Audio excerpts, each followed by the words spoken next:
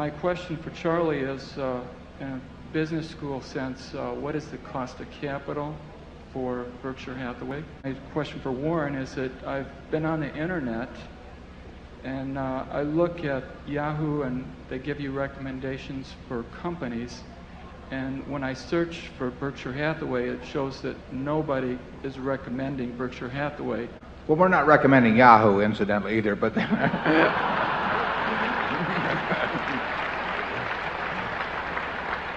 but I'll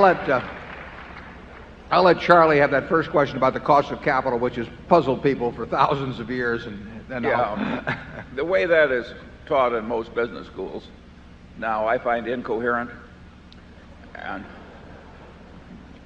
so I'm the one that asks that question and gets the incoherent answers.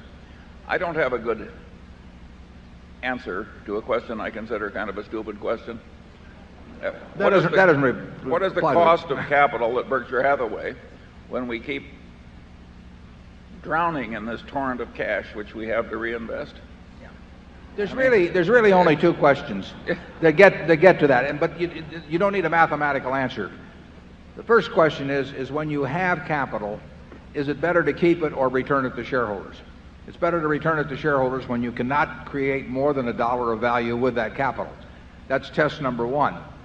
And if you pass that threshold that you think you can achieve more than $1 of value for every dollar retained, then you simply look around for the thing that you feel the surest about and that promises the greatest return, weighted for that certainty. So our cost of capital is, in effect, measured by the ability to create more than $1 of value for every dollar retained. If we're keeping dollar bills that are worth more in your hands than in our hands, then we've exceeded the cost of capital as far as I'm concerned.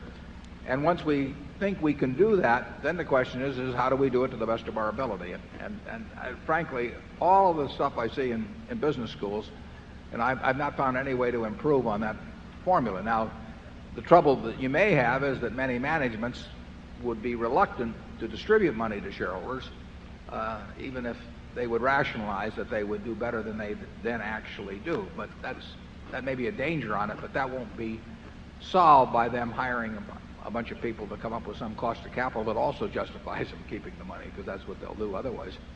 The question about recommending the stock, we've very seldom had stock recommendations over the years.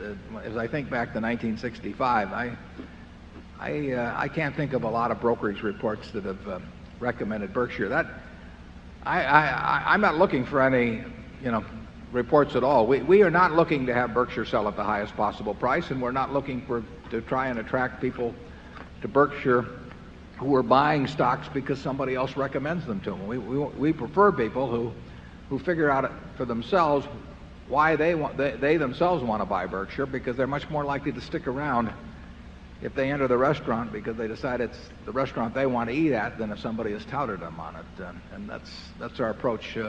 So we do nothing to encourage, but I think even if we did, we probably wouldn't generate a lot of recommendations. It's not a great stock to get rich on if you're a broker. Yeah, I think the reason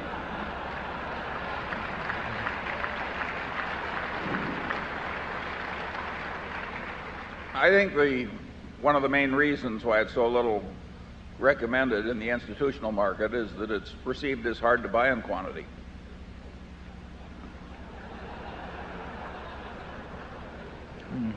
We prefer, we've got some good institutions as holders, including one that's run by a very good friend of ours, but frankly, it's more fun for us to have a bunch of individual shareholders. I mean, you see it translates, if there's money made, it translates into changes in people's lives and not some change in somebody's performance figure for one quarter. And we think that individuals are much more likely to join us with the idea of staying with us for as long as we stay around. And that's the way we look at the business. Very few institutions look at investments that way, and frankly, we think they're often less rational holders than we get with individuals.